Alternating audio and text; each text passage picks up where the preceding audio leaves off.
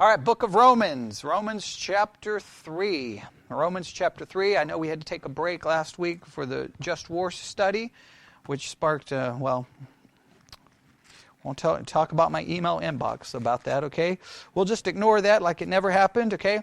But Romans chapter 3, so I got to try to remind you where we were. If you remember in Romans, we spent a considerable amount of time in Romans chapter 3 from verse 1 to basically verse 19, looking at 4 questions. Everybody remember those 4 questions? Verses 1 through 2, there was a question. What advantage is there being a Jew? Right? And we talked about all the different advantages they had. Everybody remember that?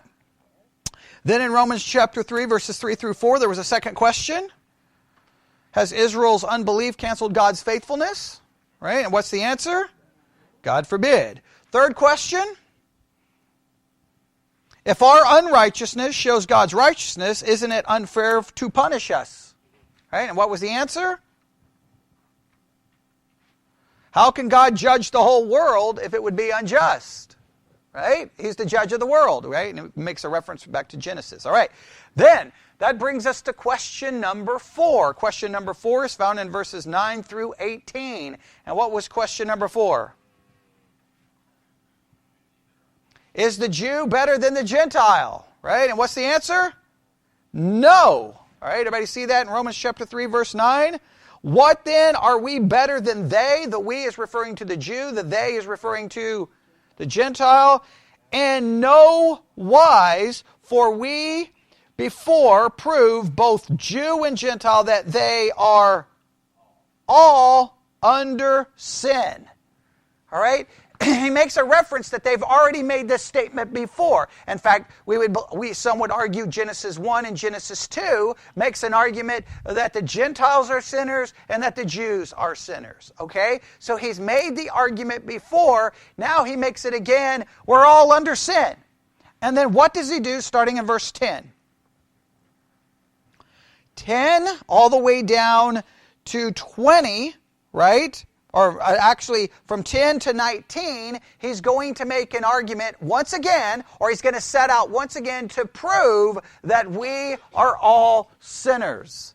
But he's not just going to argue that we're all sinners, he's going to try to argue from verse 10 to 19 how bad the situation really is.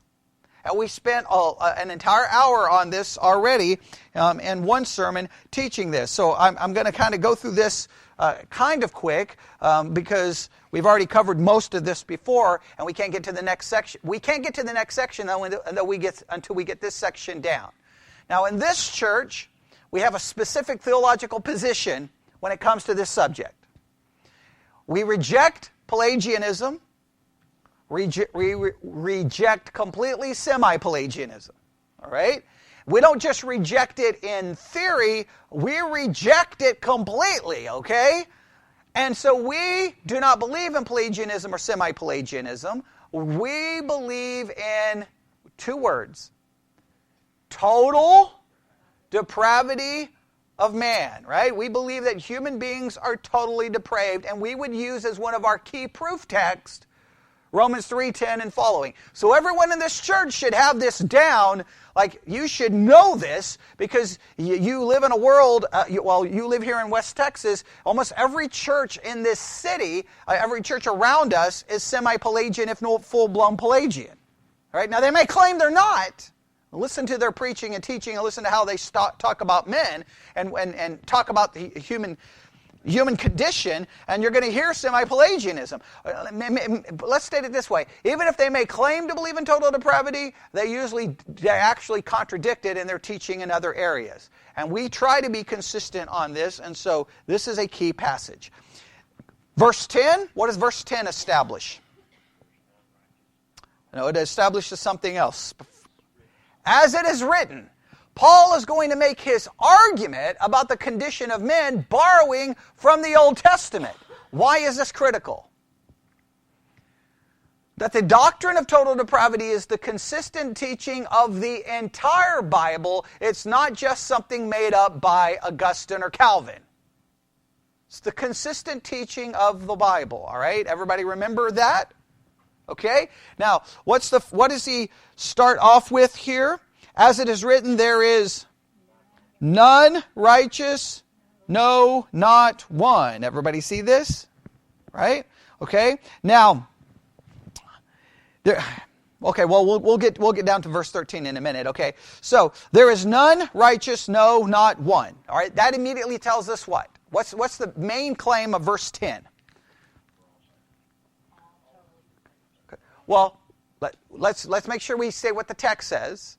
The text is simply claiming there's no one righteous. Now, why is that a problem? God demands righteousness. Okay, all right. There's not one. Verse 11, there is none that understandeth. Stop there. All right. There is none righteous. That speaks of the moral condition, right? There is no one righteous. All right, everybody got that? Okay. Then, verse 11, there is none that understandeth. What is that speaking of?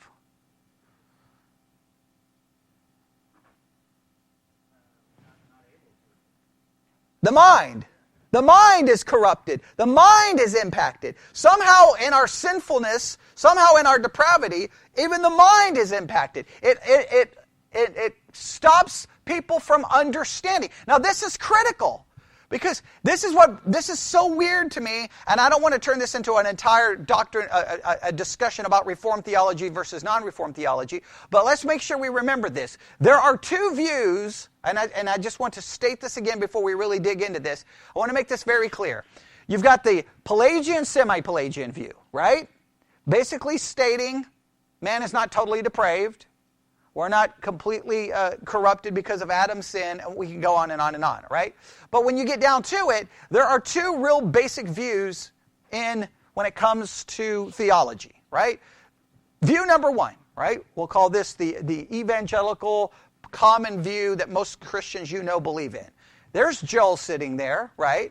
And I walk over to Joel, and I start trying to speak to him about the gospel and present the gospel to him. View number one believes Joel literally has the ability to choose to believe. That his will is not impacted by his depravity. Correct? View number two says Joel can't. He's incapable. He's completely incapable. Not only does he not have the righteousness to be saved, this side would believe that, but he doesn't even have the mental ability to understand. Okay? So this side believes who has to step in? God. And that therefore, if Joel does become saved, it's the work of whom? God. Therefore, I don't need, I can't do anything for Joel. Now, in some way, from our side, it's a freeing thing. I don't have to sit there and go, man, I wish I could have done this. I wish I could have done this. I can't do anything. I can manipulate Joel, right? I could yell at him for not paying attention, right? I could do that kind of stuff, right? But ultimately, what difference does it make? I could produce what? Outward conformity, but I can't change anything. Now, the key. Now, this is a massively different approach to theology. Everybody understand this? Most of your Christian friends are like, no, Joel has the will to believe. I think Romans 3:10 and following is going to make it very hard to prove that case. Agreed? Because what do we start with? No one righteous, and no one understands. That seems to go with the mental part. What else? There is none that seeketh after God. No one is seeking after God. Now, sometimes you'll hear Christians say, well, I think they're seeking after God. No, they're not. No one is seeking after God. Which just absolutely confuses me. I mean, is that hard to understand? I don't think it's hard, but there's an entire movement within Christianity called the seeker-sensitive movement. Meaning we've got to structure the church service to be sensitive to seekers. There's no seekers. They may be seeking. I'll take that back. They may be seekers, but they're not seeking God. So what are they seeking? Oh, let's use the buzzword. This is even showing up in Catholic articles lately, okay? Okay? Community. Community. Oh, if I hear that word one more time, I'm going to run in front of an oncoming train, okay? I'm just so sick of hearing that. Community, I need community, I need community, I need community, I need community. Everybody needs community, okay?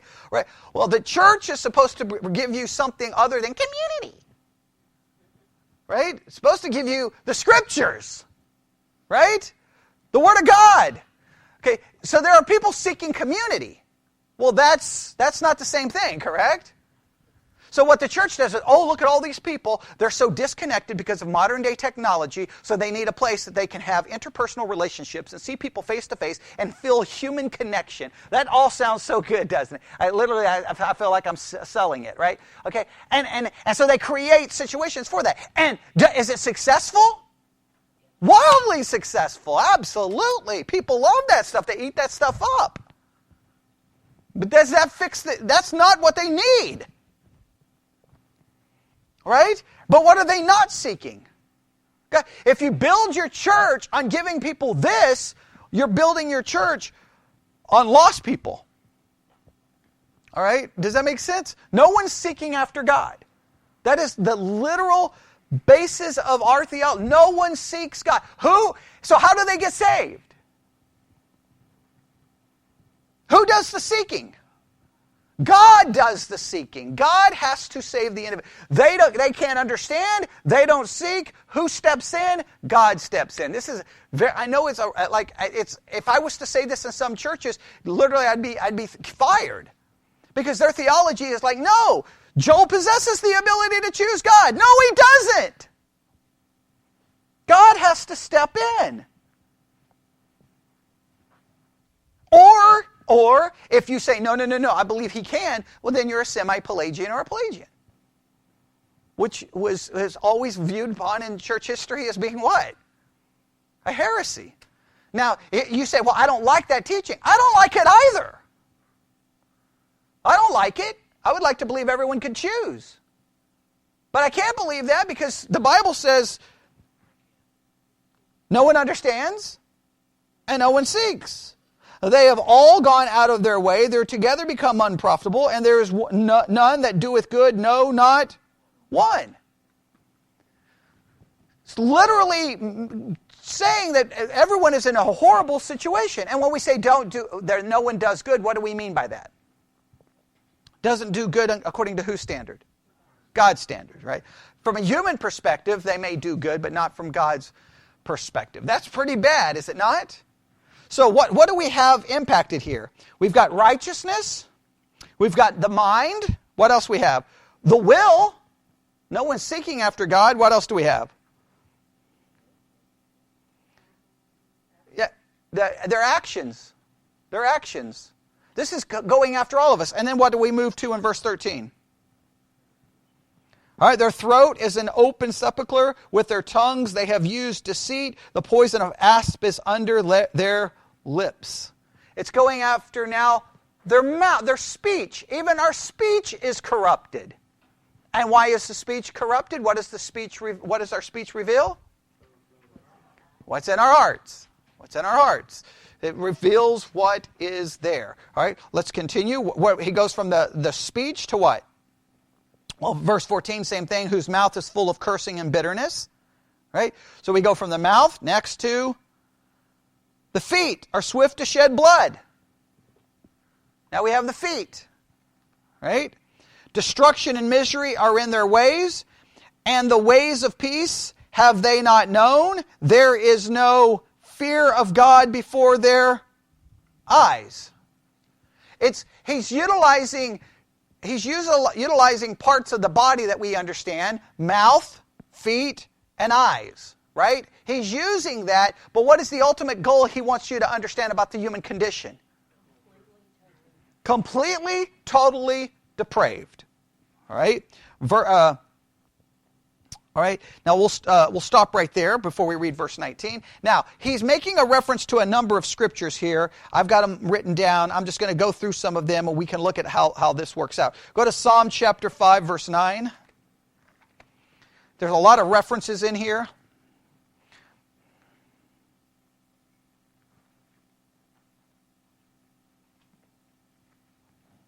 Psalm chapter 5, verse 9. For there is no faithfulness in their mouth. Their inward part is very wickedness. Their throat is an open sepulchre, and they flatter with their tongue. He's borrowing from that in Romans. Everybody see that? Now here in the Psalm, David is referring to a specific group of people. Paul takes it and applies it to whom? Everybody. Now, that makes sense because what David is acknowledging in Psalm 5 is that, hey, individuals, this is the natural state of certain individuals. But Paul wants us to understand it's the natural state of everyone. All right? It's Psalm chapter 5, verse 9. Go to, I also believe in verse 13. Psalm 5, verse 19. Look at Psalm 140.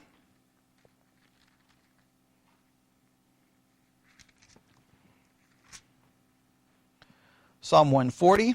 Everybody there? Look at verse 3. Psalm chapter 40, verse 3. They have sharpened their tongues like a serpent adder's poison is under their lips. Everybody see that? Right? Sounds similar to what we read in Romans, yes? All right. They've sharpened their tongues. Or got that? Look at Psalm 10. Go to Psalm chapter 10. Verse 7. Psalm 10, verse 7. His mouth is full of cursing and deceit and fraud. Under his tongue is mischief and vanity. Very similar to Romans, is it not? I think it's close to Romans 3:14, I believe. Okay, look at Isaiah. Let's go to Isaiah 59.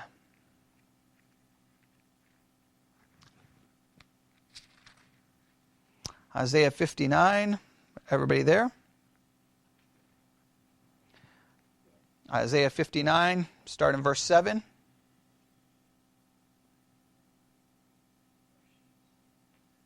Isaiah 59, verse 7. Their feet run to evil, and they make haste to shed innocent blood. Their thoughts are thoughts of iniquity. Wasting and destruction are in their path. The way of peace they know not, and there is no judgment in their goings. They have made them crooked paths. Whosoever goeth therein shall not know peace. Does that not sound like Romans? Almost identical, is it not? Yeah, Paul is pulling from all over the Bible. Go to Psalm chapter 36.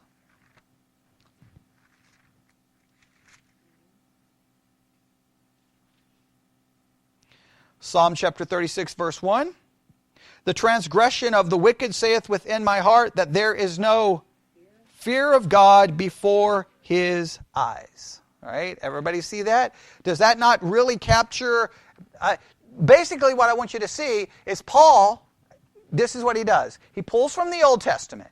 All of those Old Testament passages, and this is make sure you understand this, because a lot of people who question the doctrine of total depravity, they will point this out. Well, those passages Paul is pulling from, he's pulling from passages that are referring to a specific group of people. This is not describing everyone. This is only describing certain kinds of people.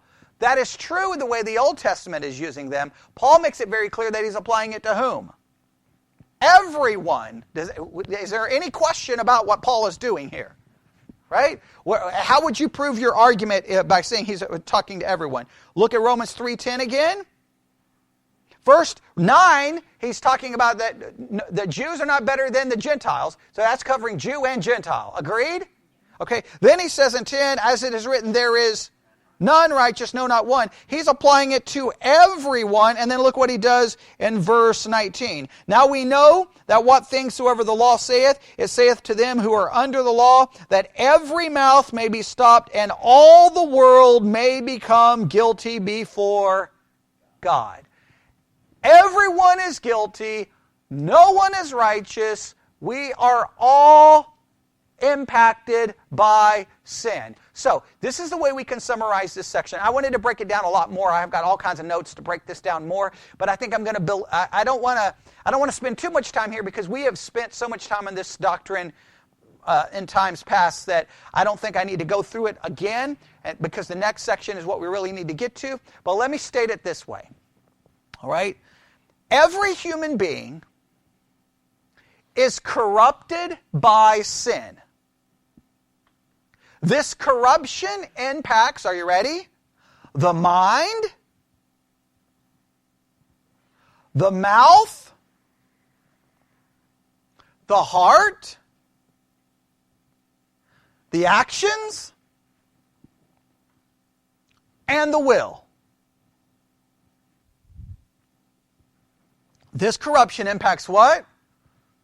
The mind, the mouth, or you could say speech, the heart, desires, motives, actions, there's our feet, and the will. Now, 99% of Christians will agree with everything I said except for one part, the will. They will magically believe the will is protected from it. Now, can you just see how ludicrous that is? How did the will escape corruption? You're totally corrupt except your will. And remember the way I was taught as an independent fundamental Baptist, you are totally depraved, but your will is insulated from that depravity.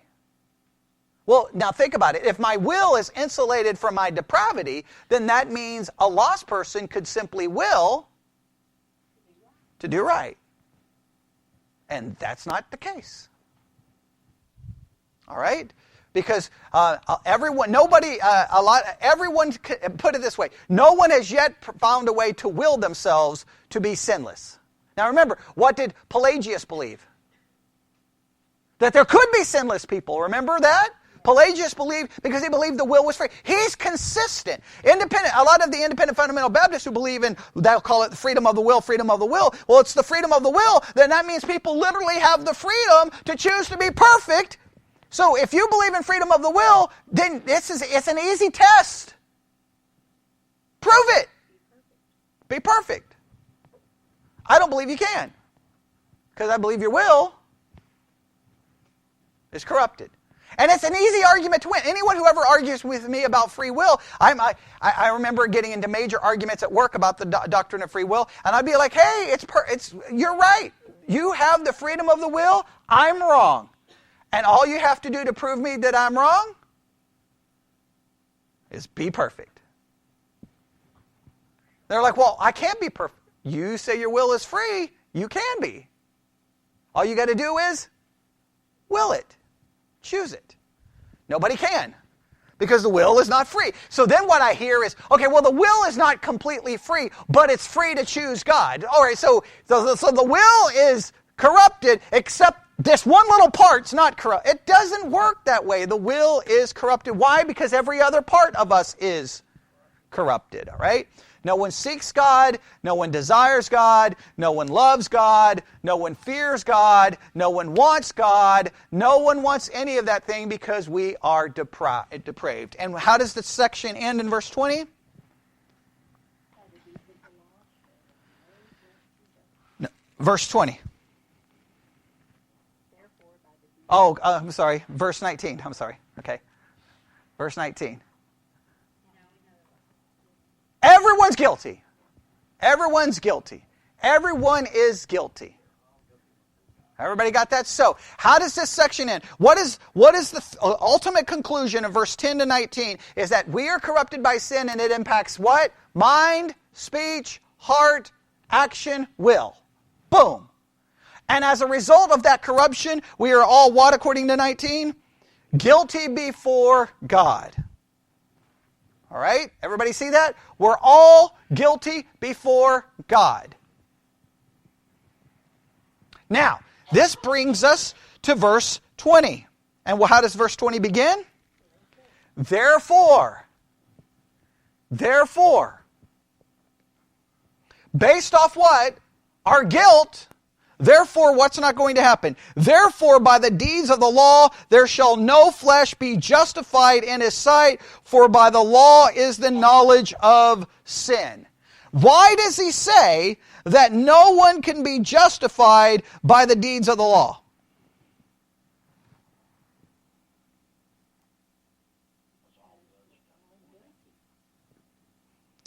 Do what? Because... Okay, we're all guilty. Because the law, listen, would we agree? The law is not only demanding a righteousness in action, but it's demanding a righteousness in the heart and a righteousness in motive. And is not what God condemned them for many times? Hey, you do this and you do that, but your heart is far from me, correct? All right, we're corrupt inwardly, we're corrupted outwardly, so guess what? Even if we were to pull off the outward action, we would still have the inward corruption, but we can't even pull off the outward action because the inward corruption ultimately produces a flawed outward reaction. So in other words, there's no way we can pull this off. If we pull it off outwardly, which we can't even do that, inwardly we would still be wrong. If we pulled it off inwardly, we think we can, we still wouldn't be pulling it off outwardly because that corruption would ultimately show outwardly. So bottom line is, no one can be justified by the deeds of the law. Agreed? Now, make sure we understand this. In church history, there's a lot of debate on how to interpret this. Are we not justified by the deeds of the Old Testament law, but we can become justified by following the law of Christ? Catholics would make that argument. Right? Hey, we can't be justified by following all those Old Testament laws, but there are some laws we have to follow to be justified. Okay. I will argue he does. Yeah, I would think he does. So I would argue that if, put it this way, this is what I would say. If this corruption is as bad as it says it is, then it's going to be impossible for me to ever be justified by what I do. Now this is where the Catholic system comes into play, and how do you get rid of this corruption? What does infant baptism do? Wash away original sin. Right? And then what happens? You're infused with righteousness. And now you cooperate with the righteousness to ultimately be righteous enough. Okay, that they're trying a way to work around this. We would argue clearly baptism doesn't fix it, because I've known a lot of Catholics who are baptized as babies who are absolute pagans. Well, then like, well, they didn't cooperate with it. Okay, well, nobody cooperates with it enough. So that's it becomes very convoluted in how to pull all of that off. We would argue this. The reason we say no one can be justified by work is because our corruption is so great. And because our corruption is so great, listen, to me, that argument that no one can be justified by the deeds of the law, the reason no one can is because no one is able. This destroys the doctrine of free will. Because free will, you would be able to freely obey the law. All Jesus would need to do is say, hey, you've got a free will, Bobby. Follow the law. I don't need to do anything for you. But Christianity says Bobby can't. So Jesus did. That would argue that we don't have a will to be able to do so. And if we don't have the will to obey, then we don't have the will to choose. Therefore, God has to do the saving, all right? That's a very basic Christian teaching, all right? I know it doesn't sound like a basic Christian teaching, but it's been the Christian teaching for a very long time. All right, so everybody got that? All right, everybody got that. So verse 19, everyone is guilty. Because everyone is guilty, no one will be justified by what? The law. Now, this gives us verse 21. Oh boy, this is where everything gets really crazy, all right? All right, here's what's going to happen. In Romans chapter 3, so we've kind of completed that section.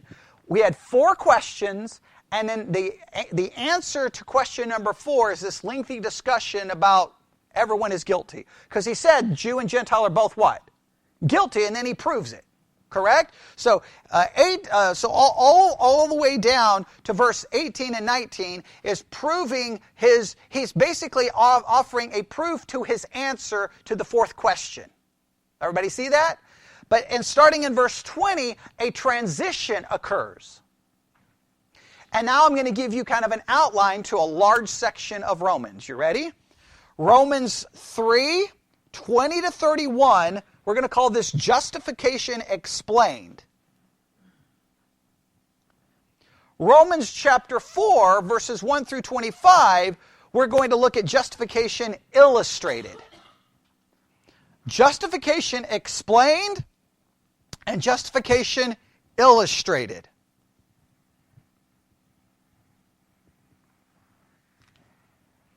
All right? Everybody got that? 4 verse 1 to verse 25. Right. Two things they want us to learn here. What are the two things? They want to explain to us what? Justification. And what else? Then he wants to do what? Illustrate it. Illustrate. He's going to explain it. He's going to illustrate it. Basically, he's going to handle this like a lot of pastors handle a sermon, right? At a sermon, you first try to give the doctrinal position, you try to give the teaching, and then what do I try to do to help you get the teaching down in some way? I offer some kind of illustration, right? I mean, there are literal books for pastors like, 1001 illustrations, right? And then pastors preaching a sermon, then they go to the book of illustration and find an illustration. Typically, pastors pull from personal experience or stories or something like that, and they pull from this. And sometimes people people get all confused because if they use an illustration, like let's say they use an illustration about a movie or an illustration about a music, they'll say, "Oh, I can't believe they listened to that song." You're missing the point. They're sometimes using that simply to illustrate the doctrinal point that was made. Does that make sense? He's going to do the same thing. He's going to get into a lengthy discussion explaining justification, and then he's going to give us an illustration to illustrate it. Now, interesting enough, he's going to do this in a kind of a couple of ways. So let's work through this. How can we do this? Let's look at verse 19 and 20. All right, we've already looked at 19 and 20, but I want to do this. In your mind, I'm going to give you the ability to figure this out. In Romans 3, 19 through 20, what is you? And I like to bring you along in the process. And verses 19 and 20, in your mind, what is Paul trying to do in verse 19 and 20? What is Paul trying to accomplish in 19 and 20? Because I think 19 and 20 are critical. I'm going to give away the answer. What do you think Paul is trying to do in verses 19 and 20? I'm trying to figure out how to ask the question without giving you the answer.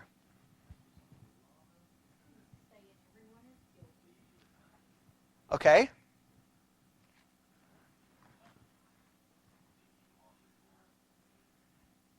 Okay. I think there's two things he's trying to accomplish here. One, he wants you to see your need, right? Or we could put it, he wants you to see your guilt. He wants to see how helpless and hopeless you are. That's the first thing he wants to establish. Correct? And then he wants to limit the solution. He wants to show you how guilty you are, how helpless you are, and what's his conclusion in 19 and 20? How hopeless are you? Whole world's guilty before God. Whole world's guilty before God. Whole world's guilty before God. You're out of luck, are you not? Look again, verse 19. Now we know that things soever the law saith, it saith to them who are under the law, that every mouth may be stopped. In other words, there's nothing you can say. Every mouth is stopped. And all the world may become guilty before God. Every person is so guilty, they cannot say anything. They can't offer an excuse. They can't offer an explanation. They can't offer a justification. Everyone is guilty. So the only response is silence. And then we'll look at what he does in verse 20. Therefore, by the deeds of the law shall no flesh be justified in his sight, for by the law is the knowledge of sin. Now he limits your ability to find a solution. And what does he take away from you? You can't do anything. He wants you to see your guilt and the helplessness of your situation. He wants to limit what you think the solution is. Because you could be like, okay. It could go something like this. I have messed up. I know I have messed up, but I'm going to do better now. He's like, no, that's not an option. So what am I going to do, right? What am I going to, if I'm so guilty and I can't do anything myself, where's the solution? So verse 19 and 20 is a bridge. 19 and 20 is a bridge from the guilt to now the justification that's going to be explained. Does that make sense? 19 and 20 is kind of a bridge. Right? If you were to make this a chart, right? It would be like this, right? Okay? I am guilty in my mind. I'm corrupt in my mind. I'm corrupt in my speech. I'm corrupt in my heart. I'm corrupt in my actions, and my will is corrupted. Right? Okay? Bridge. Okay? Now the bridge is 19 and 20. I am completely guilty. I can't do anything. I can't say anything. Right? Man, I am limited in what I can do. That's the bridge, and then now we get to the rest, and now it's going to be justification explained. Does that kind of make sense? If we were to draw a chart of it, if you draw it on your paper, that's how you can literally draw it. And that puts 19 and 20, giving it its two purposes there. I want you to know how messed up you are, and wants you to know, hey, you're limited in how you're going to get out of this situation. And then how does verse 21, I think 21 begins? But, now typically when that is used, right, what does that typically tell you? Right? Forget everything that just came before it, right? Forget all of that. But, and now he's going to make a very important statement. What is he going to say? But now, what has happened? The righteousness of God without the law is manifested. Whoa, whoa, whoa, whoa, whoa, whoa, whoa, whoa, whoa, whoa, whoa. Okay. Something's going on here. God's righteousness is now being made manifest. Now, what does that mean, it's being made manifest? Okay, how does the NIV translate this?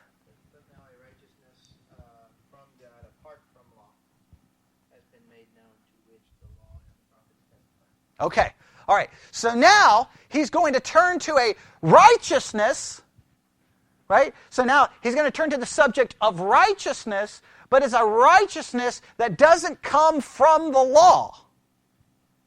So righteousness separate from the law. Well, wait, what kind of righteousness? Now that kind of gives you a clue. If it's a righteousness that doesn't come from the law, what does it give you a clue about? It's not something I can do. Right? Because we would say the only way I can be righteous is by keeping law, correct? And if I keep the law, then I'm righteous. This is a law that is made known apart from it. That's okay. That's interesting. Okay? He's kind of borrowing, in fact, here, man, that door, I'm going to open the door. Okay? All right, I'm going to keep moving away from that door. Okay? I know. I don't know why he's doing that. All right. Here we go. So he almost, if you remember Romans 1:17, go ahead and look at it, Romans 1:17.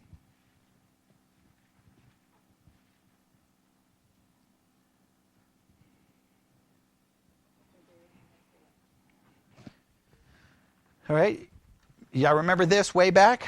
Now, we spent a lot of time on Romans 1:17. We created a lot of controversy because we did not look at this the way a lot of people do. But now note what happens. For therein is the righteousness of God revealed from faith to faith, as it is written, the just shall live by faith. Now, he's borrowing that from, everybody remember where he took that from? Habakkuk 2:4. Someone said it, Habakkuk 2:4, right? Okay. Now, Habakkuk 2:4, remember the whole purpose of Habakkuk 2:4 was Habakkuk was having some problems, was he not? Right? Because he wanted God to do something and God came up with a great solution. I'm going to bring in the Chaldeans. And then he was like, oh, wait, you're going to do what? That's horrible. And so ultimately he was going to have to trust God by faith. He was going to have to live by faith in light. So that doesn't really carry the idea of, wait, I'm justified by faith, right? It doesn't really carry that idea. However, the verse does indicate in the first part that what is revealed by faith? The righteousness of God is revealed from faith to faith. Somehow God's righteousness is connected to faith. It still doesn't make a lot of sense, right? It's still a little confusing. I think we read a lot into it because we're told how to interpret that. It's still not clear. But he's returning to the subject. Now go back to Romans 3.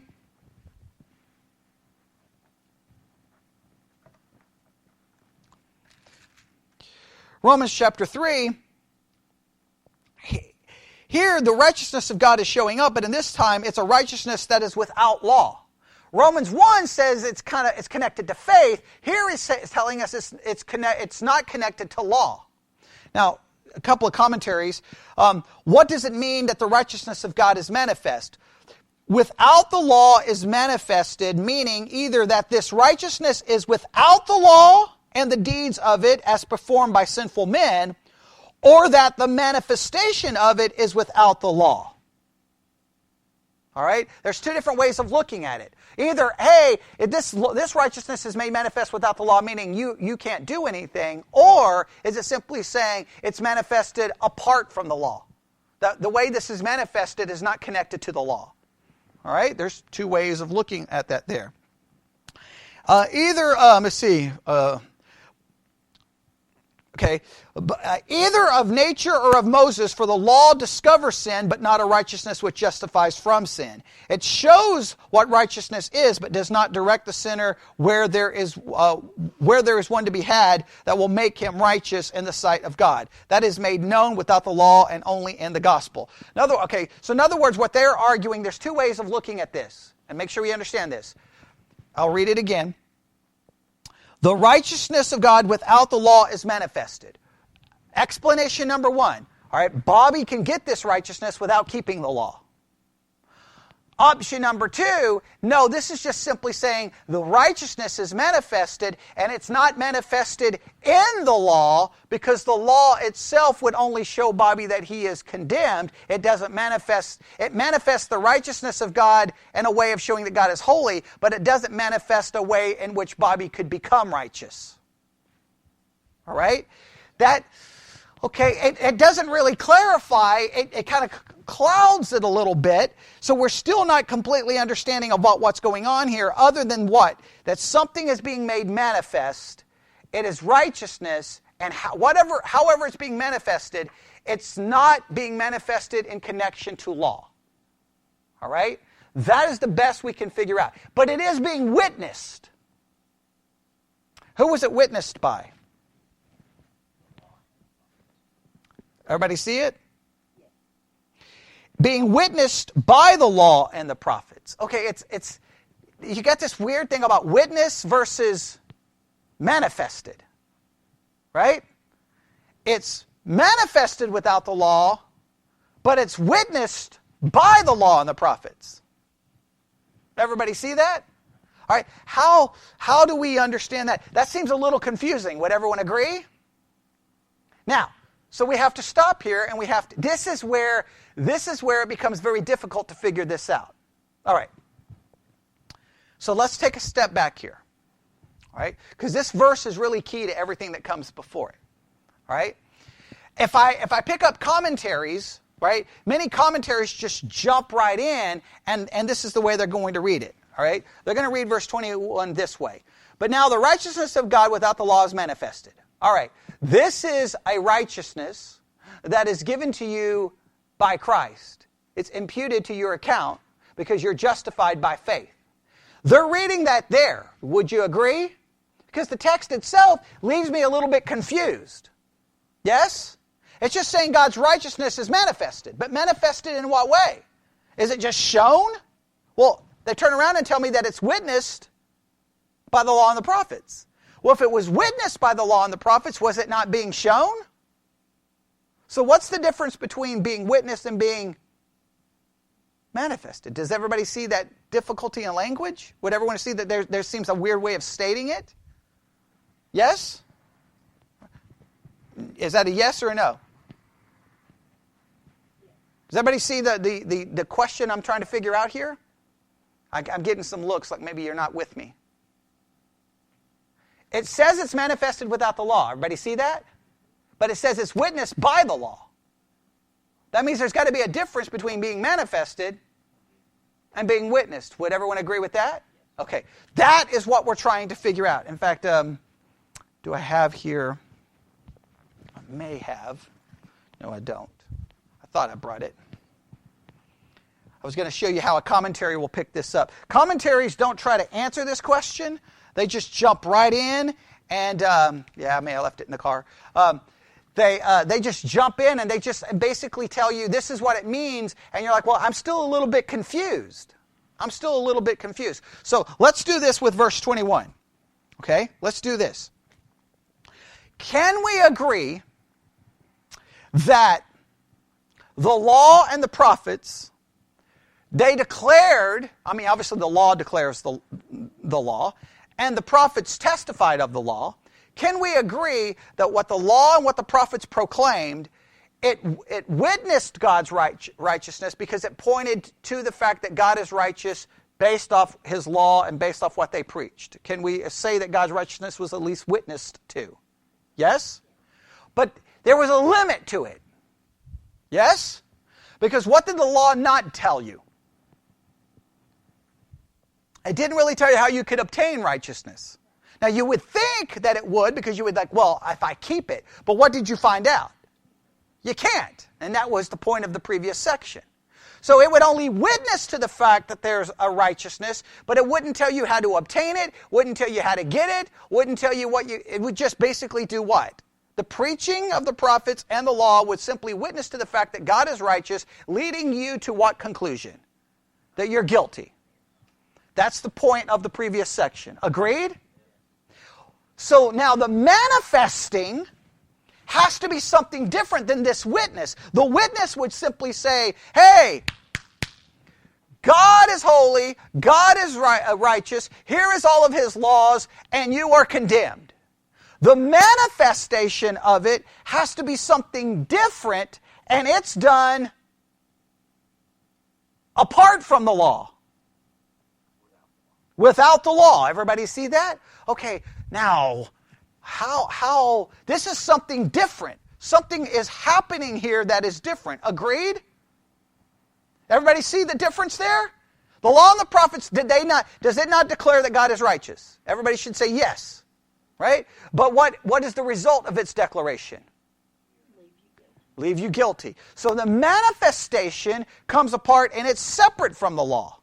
Well, what could that be? Now, this is where we now started getting an indication. Now, again, I could do it like most Protestant preachers right now, and I could just basically load our theology into it. And then I can make this sermon sound a whole lot better, but I'm not giving you the struggle with the text. I'm trying to get you into the struggle with the text. If you read this, I don't know how you've ever read it, but when you read this, you should be all confused. You'd be like, wait, what is going on here? Okay, wait. I get the part that I understand the first part, right? I'm guilty. This seems to be the answer, and the answer is a little bit perplexing, but what I know is that somehow the righteousness of God is manifested and law is not involved. I don't really understand what that means, but I do know that somehow this righteousness that is being manifested it's not in connection with the law. All right, everybody got that? All right, that's important. All right, next verse. All right.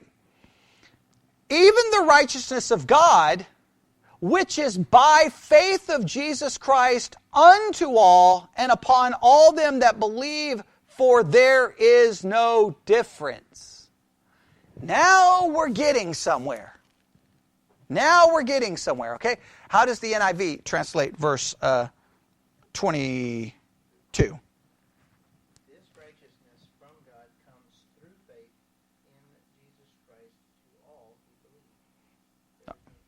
Okay, now, this is now taking... Now, what righteousness do you think they're referring to in verse 22?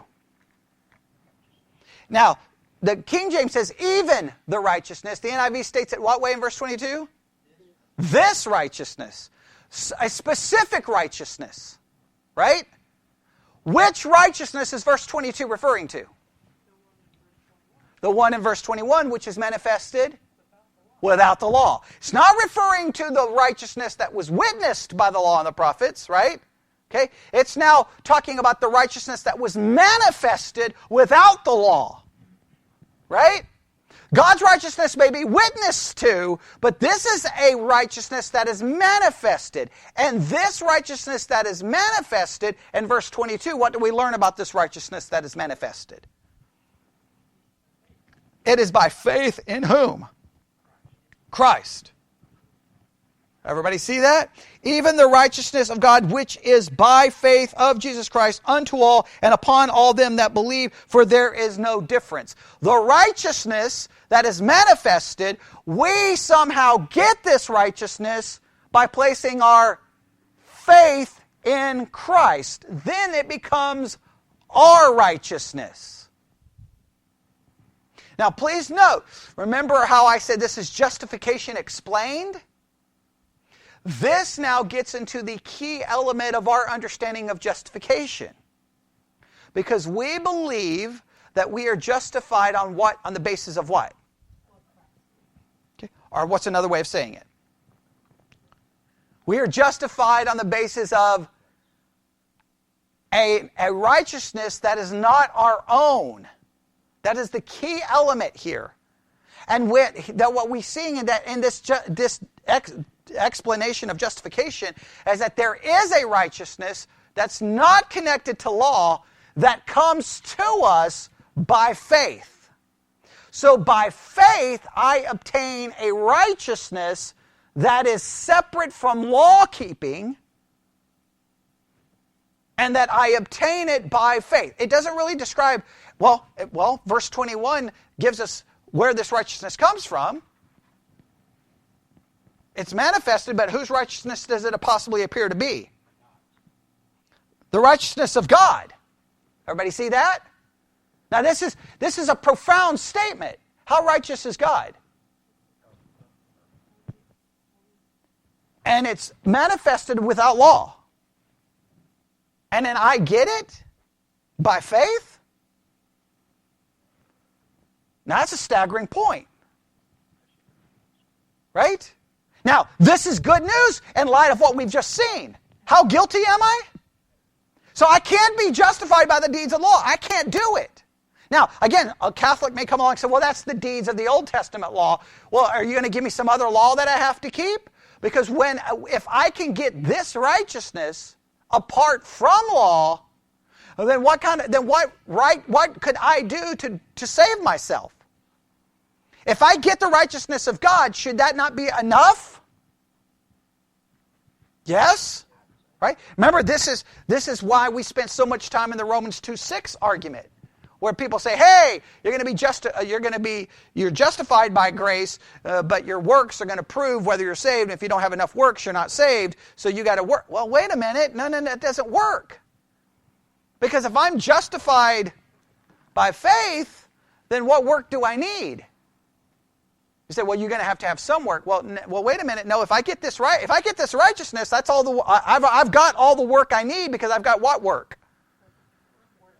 I got a perfect righteousness. Now, I'm not saying this excuses sin. I'm just saying there's a very important way to look at this. So this is starting to establish the idea. He's starting to explain it.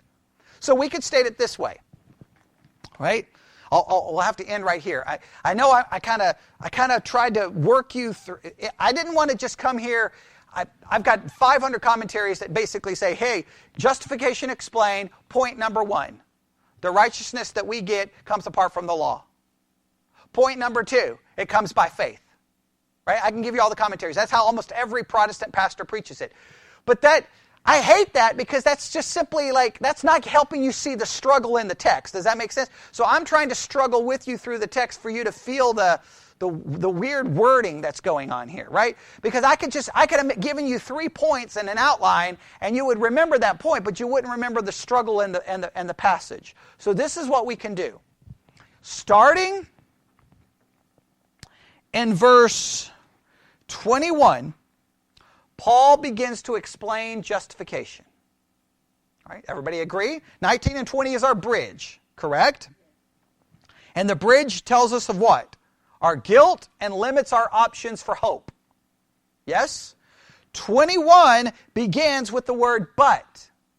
And he starts with reminding us that there is a righteousness out there that was made manifest apart from law.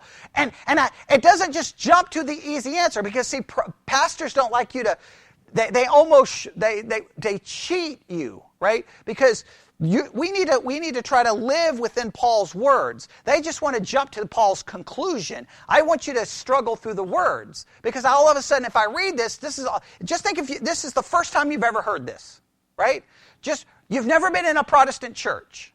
You're living at the time of Paul. And all you know is law and obey law.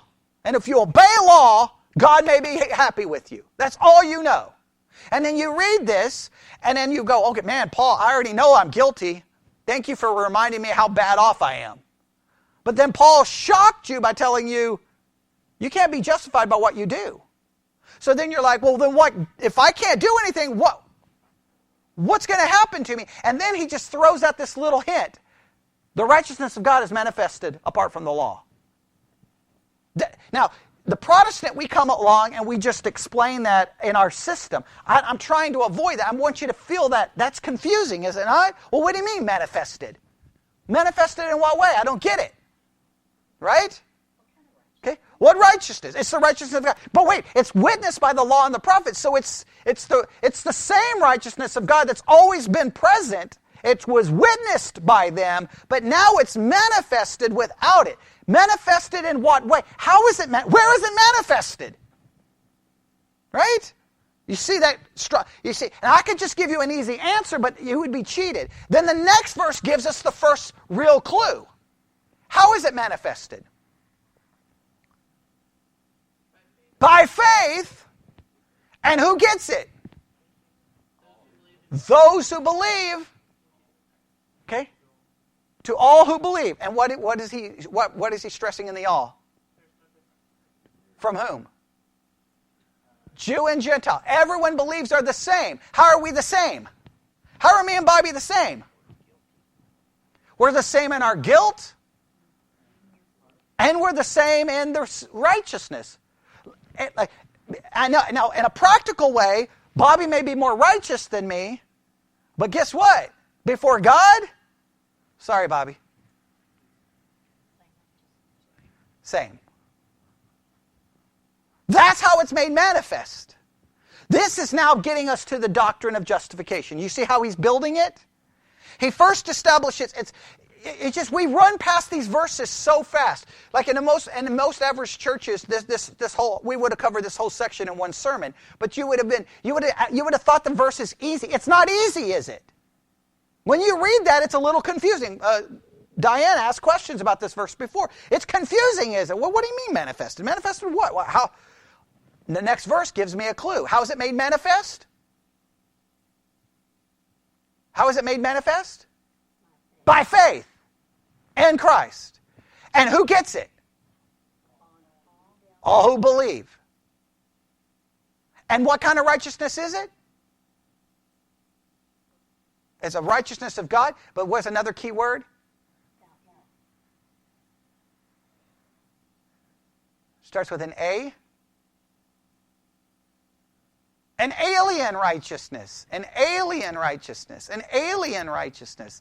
Did it come from here? Did it come from the law? Did it come from anything? No, it came from somewhere else. It's an alien righteousness that comes upon you by faith. And therefore it's manifested apart from the law. Does that make sense? Yes? All right. So, oh man, there's a lot more we could say there. Okay, I know that's a little difficult trying to struggle through it, but you see what I was trying to do? Okay, I was doing that on purpose because again, here's how the commentaries would have done it. Justification explained. Point number 1 comes apart. We get the righteousness apart from the law. Point number 2, we get it by faith. I could give you point number 3, and then I could give you a little prayer, and we could all go home. That's how you would typically hear a sermon preached on it. I blew out that template because I wanted you to struggle with it. Because when I read that, I'm kind of like, what is it? Manifested but witnessed? And I'm not sure we completely understand it, but the next verse gives us a little bit of a clue. So you should be grateful that God's righteousness was manifested apart from the law, and you partake in it somehow. It's given to you by faith. Because if you do not have that righteousness, you're condemned.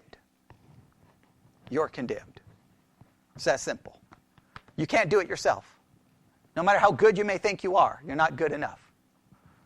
All right, we'll have to stop right there. And then we'll have to build on this as we work through it. But that's an important. Man, there's a lot more I could say, but I'll stop right there. All right, Lord God, we come before you this morning, Lord. It's written in a very difficult way, but I pray that we now have kind of lived within the confusing part, but we've seen some of what's trying to be said here, and I pray that we would really give this much thought, and that we would have a better understanding of justification before we are done with this very important section, and that our understanding of justification, I hope, proves to be right. And we ask this in Jesus' name. And God's people said...